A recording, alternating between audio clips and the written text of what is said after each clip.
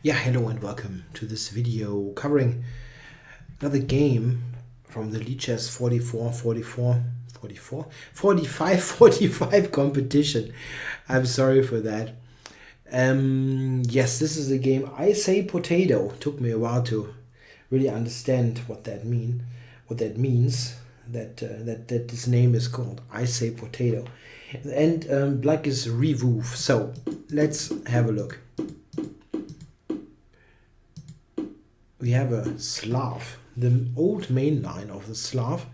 The modern main line probably is the E3 line, which is more popular nowadays.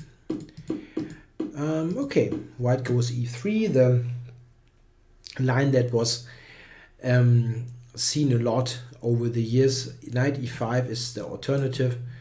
I think it's often called the Dutch variation E3. I'm just currently wondering, why is it called the Dutch variation? In the over Alekhine match, Knight E5 was mostly played, I believe. And that was played in the Netherlands, so it would make sense to call that the Dutch variation. Okay, let's have a look. What happened? Black played Knight BD7. Certainly possible.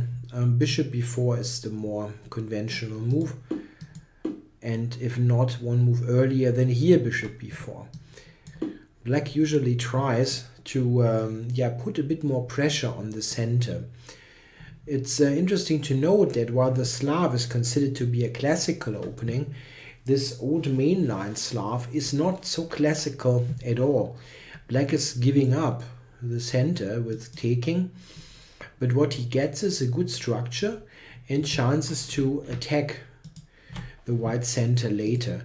Bishop E7 is a bit more passive in that regard. Queen E2 and E4, of course. Black drops to G4, and now white plays the move E5 immediately. I don't like it, to be honest. The thing is, with the bishop being on E7, black is more passive in this position. He does not have, for example, potential counterplays based on taking the knight or queen a5 or anything like that. The bishop is just a bit passive there. I understand that e5 is a normal way of playing, but structural wise, but I think white should probably wait for a moment here and play like he usually does in those positions. Start with rook d1 or maybe bishop f4, those kind of things. Still keeping some options open. It's not necessary yet to play e5. We note that after e5, and this was played, black is now completely flexible regarding his structure. Compared to other lines, the bishop is also on e7 now instead of b4, instead of b4, which is probably also helping him more than anything. The bishop on b4 oftentimes doesn't do that much. If you don't play e5 immediately and play something like this, for example, the move rook d1 will be useful in many cases for white. In scenarios where you play e5 or in scenarios where you don't. But black now will almost certainly have to make a move, or might make a move, that does not fit that well into this scenario where white advances. So white, having more space, oftentimes should keep the tension a little bit more and keep, let's say, options open in regards to what structure you play for.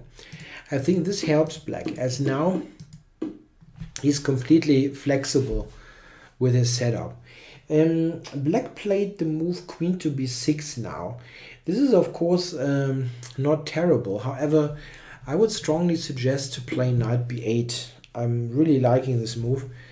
The knight is not doing anything on d7 at all, and the knight will be very nicely placed on c6. Sometimes it can go to b4, but more importantly it pressurizes the d4 pawn. And on d7 it's really passive. I think it's fairly clear that the knight should be there on c6, while it's not clear that you have to put the queen exactly on b6. Sometimes you might want to play queen a5 or something else. The other thing about queen b6 is, and white didn't play that, you can just push it away. Yeah, black probably having to go back now, and then it really didn't help at all. So I think queen b6 is a bit inaccurate. a5 could have been played now. Of course, in the game it happened a little bit later. Here we note that black played knight b8 after all, but that queen b6 action didn't help all that much. Yes, the rook is now here, but that wasn't extremely pressing. In any case, I think the position is fairly okay for black. White doesn't really have all that much on the king side, and on the queen side he also, yeah, is rather weakened. Bishop b2, knight to c6, and bishop e2. I think I would have played a6 here, but like do this immediately. Yeah, I think it's again it's roughly equal. Bishop e2. And now I think black should have taken the opportunity to play the move a6. This is fixing this pawn on a5, and there are scenarios where black is winning this pawn.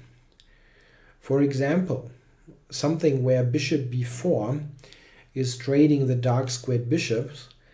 You might have a scenario where knight and queen attack the pawn, and there is no minor piece to help the queen with defending this. I think a6 was a good opportunity for black. He played the immediate bishop b4, after which white went a6. Okay, b6. I think I would rather take or play this, let's say. I think the b pawn is weaker than the a pawn. There's also rook b4 coming up. I don't like to get into this position here with the advanced pawn on a6. This pawn can be a weakness, and we will see later in the game that this happens. But this is mostly because white made mistakes. White played this one, rook c1, rook d to c1. And now black probably should take on d2. It's the simplest move, at least. Take here and go from this position. You can play, for example, knight a5 in this situation, or can play a strengthening move. The thing is not so much that this is fantastic or anything. It isn't. It's just okay. But he went here, and this is ignoring the white idea. White had a threat, but it was not realized. So maybe it wasn't the idea, the actual idea in the game by the player, because then he would have played it. Yeah, white now could have taken on c6. That's a tactical shot you should not miss. This is clearly bad for black, giving white two strong minor pieces. So we're talking about this. But now knight d2, and all of a sudden this is on. Yeah, this is just a piece down.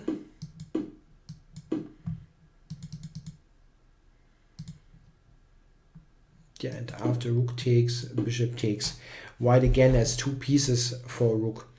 After rook c2, this is still a bit active. Huh? Knight here, queen c7, rook b1. There is no meaningful play, however. This is covered, this is covered, this is covered. And the only thing that white needs here is to coordinate his position just a little bit better. So something like here and here would probably mean the end of the game. So that was a big opportunity. White taking here. He didn't do it. He played bishop b5, giving up on this. Rook c8. And now white starts to trade stuff. Yeah, this, I don't know. Yeah, it will lead to this situation. And here white is struggling. Black is quicker on the c-file. The best option now would have been to take on c6 and play the knight here. or to b1, something like that. And knight b1 is actually also interesting. Trying to close that down. My notes had knight f1. The idea being that you want to play the queen and knight e3, and then the knight on e3 would cover the important c2 and c4 squares, those infiltration squares.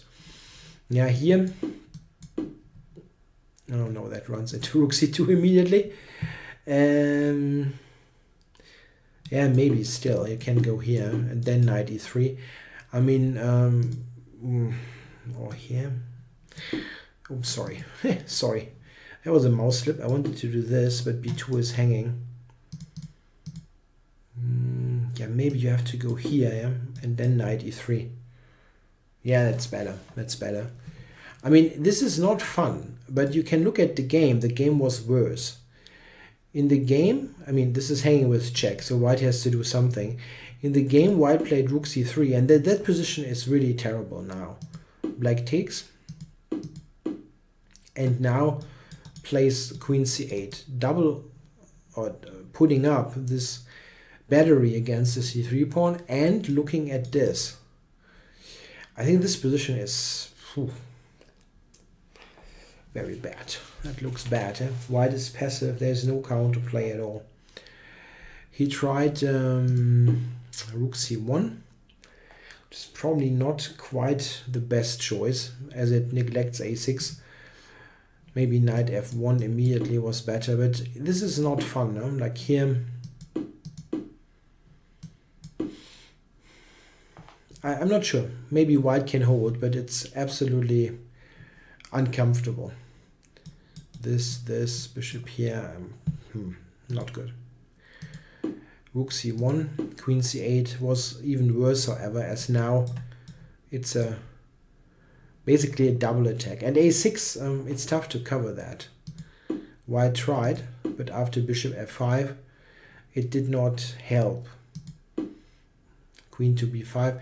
Of course, not this now. Yeah, there is a checkmate. Exactly. So h6 first. Yeah, and black is winning here. Yeah? It's nothing more, nothing less. He will win one of the pawns, and the resulting position is pretty terrible. So yeah, this is how the a6 pawn got lost. And he pushed on the queen side. Yeah, rook c6. Bishop here was a bit better, even threatening to take. This is not helping. But it doesn't make a huge difference. The position is pretty awful anyway. Queen c7. Yeah, black is playing this a little bit passively. Queen c1 is a lot stronger.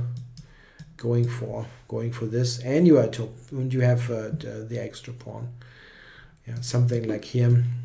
Check, check, check. Yeah, you win everything here with checks. Okay, still black retains a winning position. There's no doubt. Yeah, queen c5 was played by white. This makes it quite easy because you can take and you are quick enough to pick it up. Here the white player resigned. Yeah, there were one or two key moments in this game. I think white released the tension a bit too early in the center, giving black this structure, which in itself is not so bad for white at all, but it's a very comfortable version there. Knight b8 and so on. Black didn't really make much out of this, and I think the position was roughly equal. After this, however, white was in...